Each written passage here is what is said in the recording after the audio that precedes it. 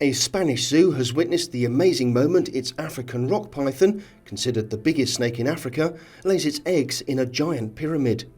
The 13-year-old female snake lives in an underground savanna habitat in Biopark, Valencia.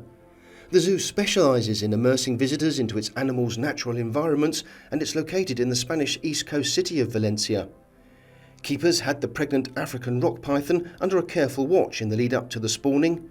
She then laid 20 to 50 eggs in a pyramid shape before coiling around them to incubate them. The new mother is 4 metres long and weighs around 26 kilos. The caretaker in charge of the snake, Serge Barbera, said that the eggs are a tennis ball size with a soft shell, something quite different from birds.